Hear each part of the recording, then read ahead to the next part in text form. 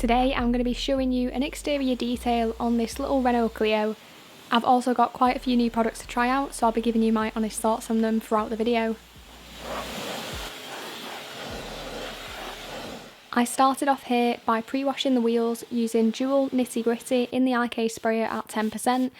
The next thing that I did was go in with High Definition Detail's new wheel and tyre cleaner called Breaking Point. Now you can use this at multiple different dilution ratios, and here I went for a 1:5 ratio. Starting off with the tyres, I found that it was pretty potent stuff and only required 2 hits to actually clean it thoroughly. And I think if I had increased the concentration slightly, I probably would have just got away with a single hit here. I also cleaned out the arches, again using that mixture of Nitty Gritty and the Easy Go brush.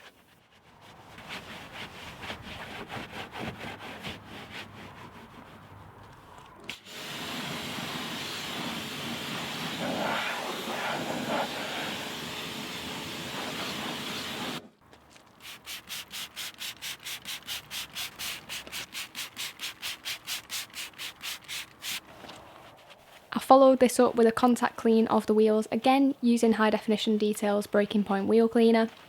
And I found that this foamed up really nice when agitated and didn't have any trouble removing the remaining brake dust that was particularly prevalent inside the barrel of these wheels.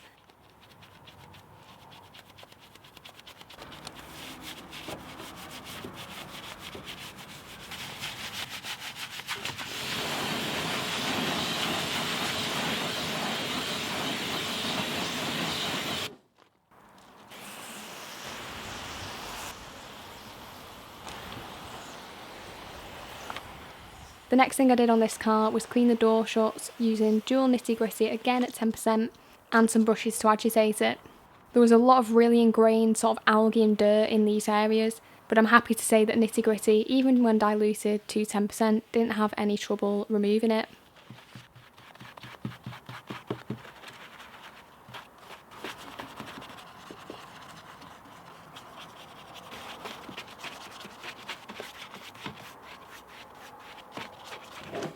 Once I'd cleaned each door shut, I like to just close them up and then run low pressure water through the panel gaps, as this helps to just clear all that water and dirt, but without risking soaking the interior with the pressure washer.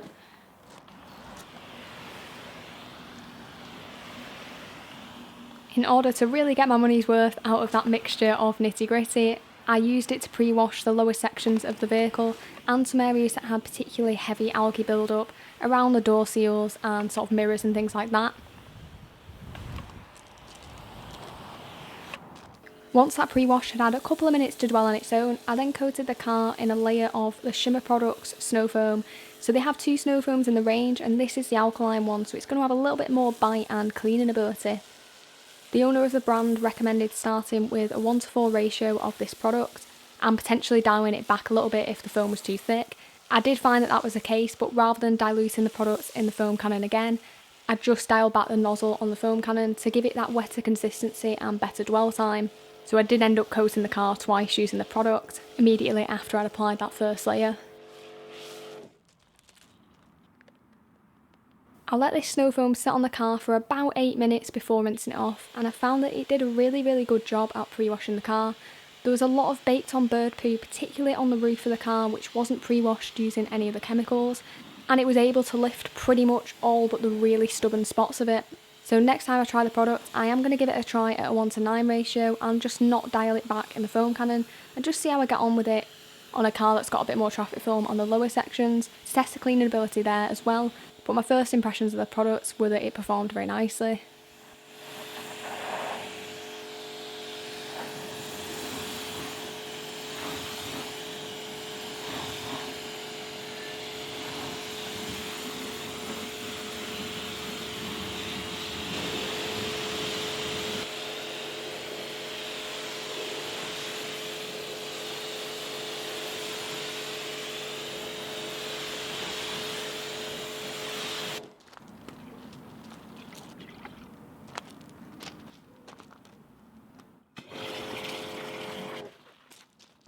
Next up, I used the Fresco shampoo, which first of all smells absolutely fantastic, but more importantly offers plenty of sudden slickness and was a really nice shampoo to use. I used 50ml of it in the bucket, so it's not super concentrated and I would consider it fairly mid-range in terms of the dilution ratio. However, I can't knock the experience of using it, and I think it does a really solid job.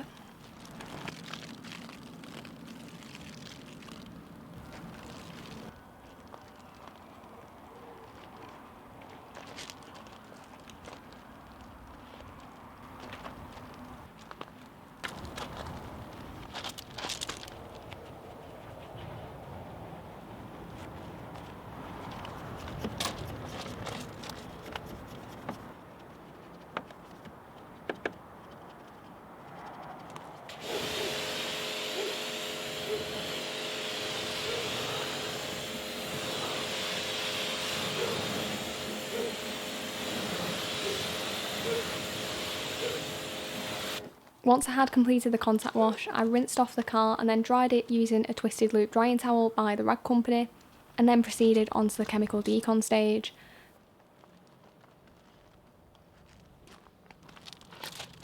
First product that I'm using here is Autoglance Tar Remover. This did a very good job at the smaller tar spots that were present on the car. However, there was some really sort of thick and heavy tar spots, particularly on the lower sections, which required a third hit on some occasions to be able to remove them properly. Having used this product previously, I know that it is strong stuff though, and I think that most tar removers probably would have struggled in this instance.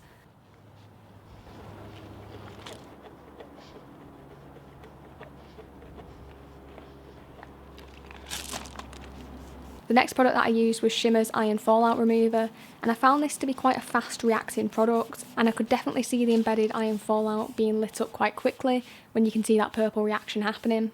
The only thing I was a little bit mindful of with this product is it dried out slightly faster than other iron fallout removers that I've used recently. However, I did find that it was definitely potent enough and I was happy with the reaction speed.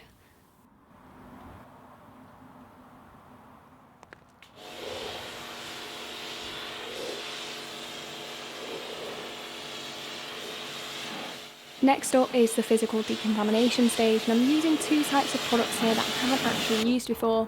So first I'm using a clay lubricant, and this is the one by Gloss, and I'm also using a clay mitt in place of a traditional clay bar which I would typically use, and this one in particular was by G3 Pro.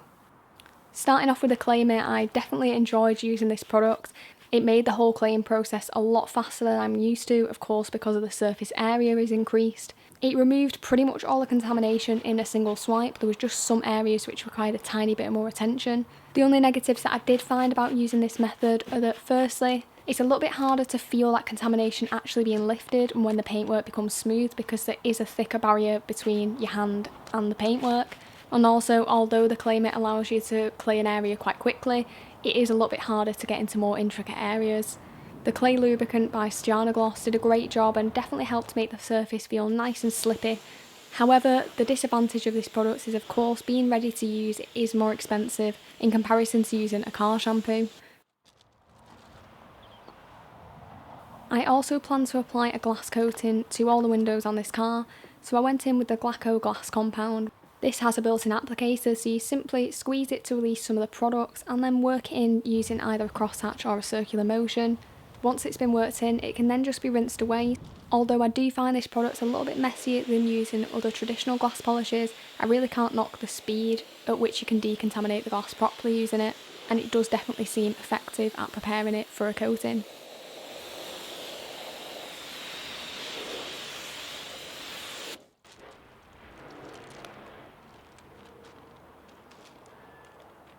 After I had polished the glass, I then went in with the Fresso shampoo and a new mitt just to make sure there was no more residue remaining from any of the previous decontamination stages.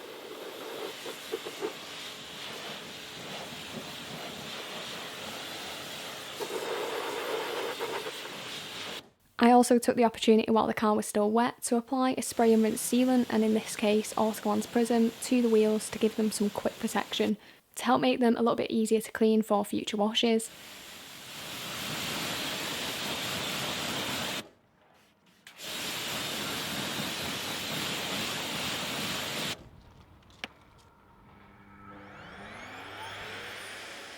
Now that all the decontamination had been thoroughly completed and the car was as clean as possible, I dried off the vehicle using the Blow Air RS to blast water out of areas that are particularly prone to trapping it, and then followed this up with the Twisted Loop drying towel.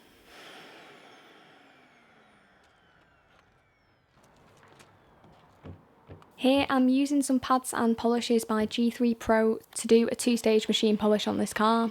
I first went in with the blue foam pad and the compound, and whilst this did offer a decent level of cut, I found that it just needed a touch more, so I did use the microfiber pad on the rest of the vehicle.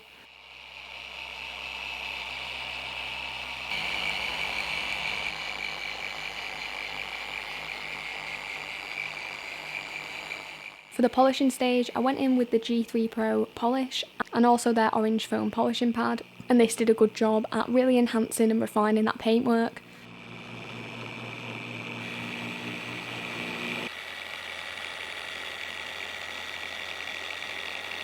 I found both the polish and the compound to be quite low dusting, which was definitely a benefit. However, they were a little bit sticky on removal and needed the help of IPA to be able to remove them properly before that final wipe where I did the inspection.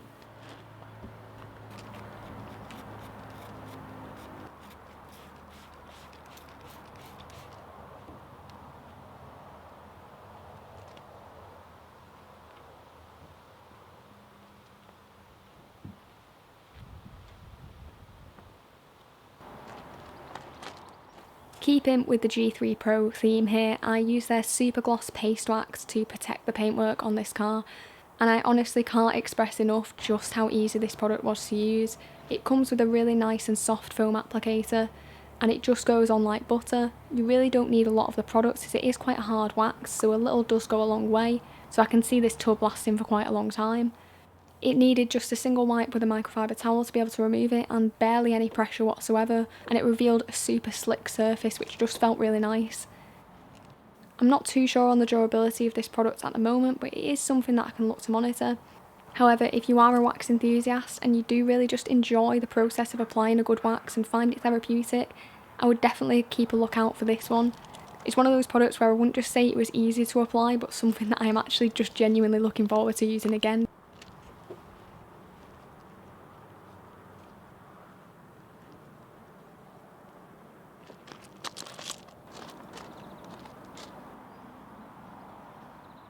Next up, I am applying some protection to the glass in the form of the Soft 99 Glaco DX coating, which is the new one in their range. This product has a 4-month durability claim, which is less compared to the Ultra Glaco coating, which has a 12-month claim that I used on a previous video. However, the advantages of using this product is it doesn't have a cure time.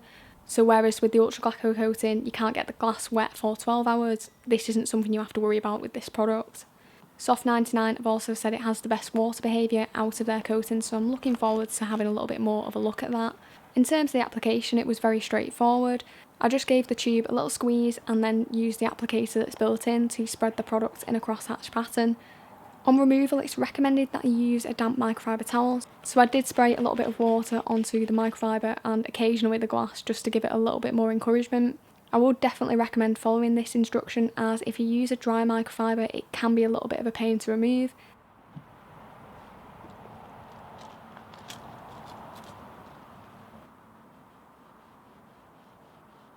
The next product that I'm using here is Shimmer's Tyre and Trim Velvet. So I applied this to the black plastic trim using a microfiber applicator, which I used to spread the product, and then flipped it over to buff away the excess, and it left a nice finish.